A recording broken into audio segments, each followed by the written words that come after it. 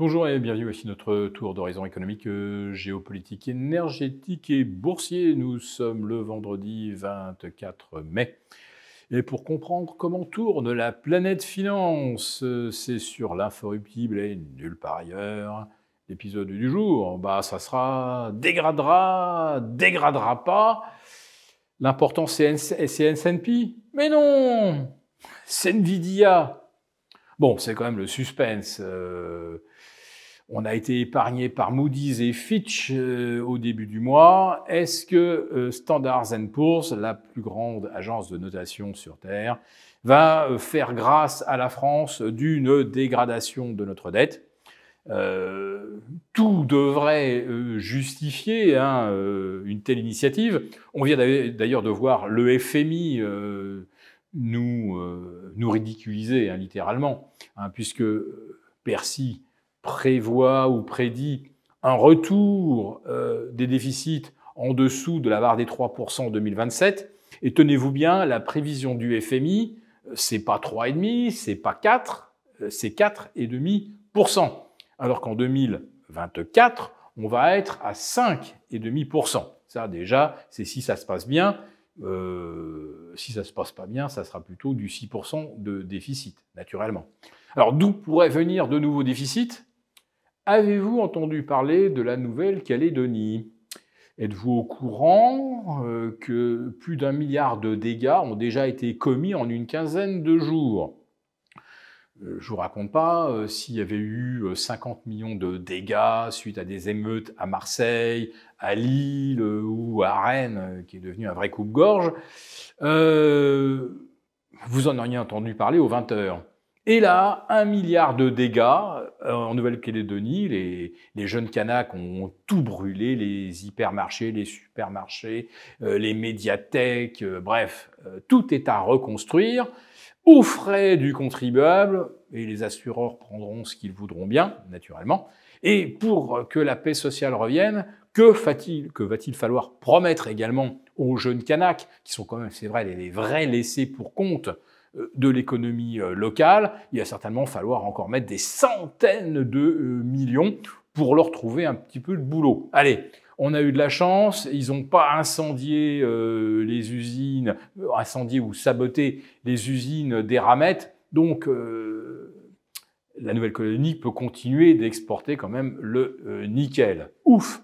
Mais cette histoire va nous coûter, je pense, au moins 1,5 milliard entre les dégâts déjà comptabilisés et ce qu'il va falloir rajouter pour rétablir la paix sociale dans l'archipel. Bah oui, parce que Nouméa, c'est aussi un archipel, même si la grande île concentre 98% de la population. Donc les déficits français, ils se creusent inexorablement. Et le gouvernement, bien sûr, va essayer d'envoyer des signaux pour rassurer S&P et les autres agences, puisqu'on sera à nouveau noté dans 6 mois. Et quel est ce signal? Eh bien, vous avez pu le découvrir à la une du Figaro, c'était jeudi. La désindexation des retraites et également des indemnités chômage peau de chagrin. Alors, j'en avais débattu avec Tom Benoît, vous retrouverez notre vidéo. Pour moi, la piste, c'est effectivement la désindexation des retraites. Et bien voilà, ça y est, Bercy a laissé fuiter cette hypothèse.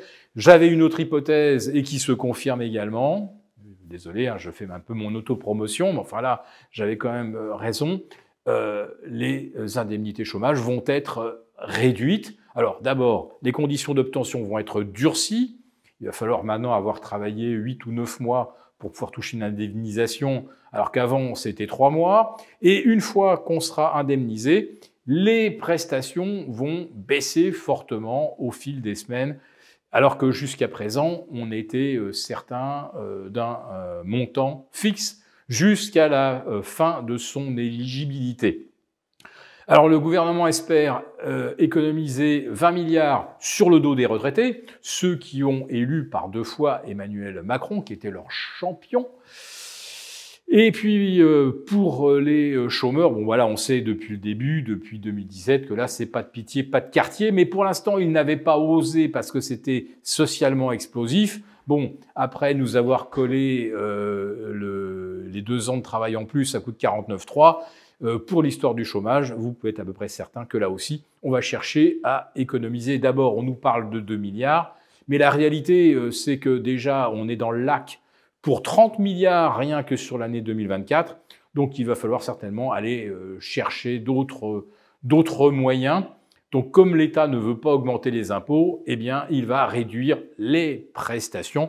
C'était mon hypothèse, j'étais pas le seul naturellement, mais là aujourd'hui, c'est exactement ce qui est dans les tuyaux. Donc, si on désindexe les retraites, les retraités consommeront moins. Si on indemnise moins les chômeurs consommeront moins. Comment pouvez-vous espérer une croissance à 0,8, 0,9%? C'est encore le pari de Bercy. Alors que, donc, on va avoir des problèmes au niveau de la consommation, mais on a notre principal partenaire qui est l'Allemagne, qui est en perte de vitesse, dont l'économie s'étouffe.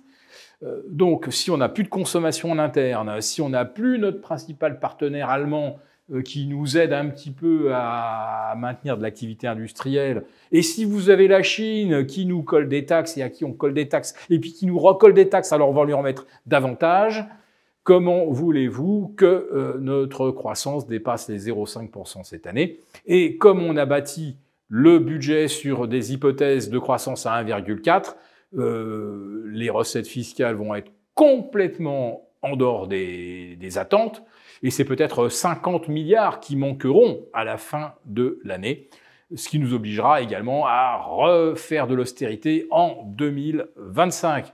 Donc je ne sais pas aujourd'hui à 8200 ce que paye la bourse de Paris, je ne sais pas à 5340 ce que paye le S&P, mais rappelez-vous quand même que depuis le début de l'année, et après d'ailleurs la petite consolidation qu'on a observée hier à Wall Street, eh bien Nvidia c'est 100% de la hausse du S&P depuis le 1er janvier, oui.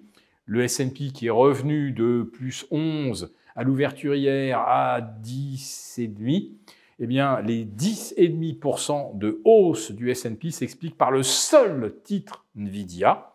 Et si vous retirez Microsoft, Meta, qui gagne, je crois, 18% depuis le début de l'année, ou Alphabet, eh bien, vous avez un S&P, j'ai refait le calcul, qui perd 4%. Autrement dit, si vous retirez le top 5 cette année, c'est-à-dire Nvidia, Alphabet, Tesla, Meta et Amazon, si vous retirez ces 5-là, vous avez un S&P qui baisse de plus de 4% depuis le 1er janvier. Donc 495 valeurs en repli, ça veut quand même dire quelque chose sur l'état réel de l'économie.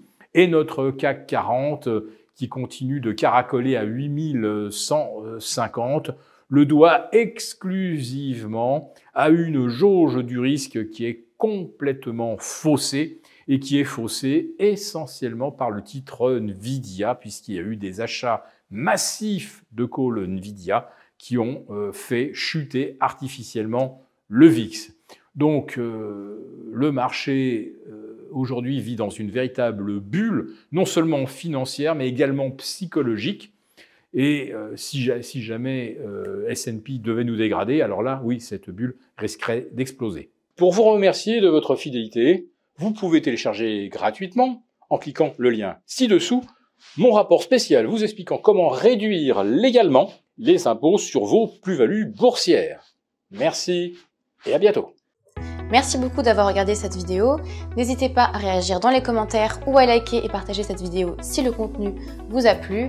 Et pour ne rater aucune de nos prochaines émissions, vous pouvez vous abonner à notre chaîne et activer les notifications. Et pour plus de contenu, n'oubliez pas que le dernier rapport rédigé par nos experts est accessible en cliquant sur le lien de description. On se retrouve tout de suite dans les commentaires et je vous dis à très bientôt pour une prochaine vidéo.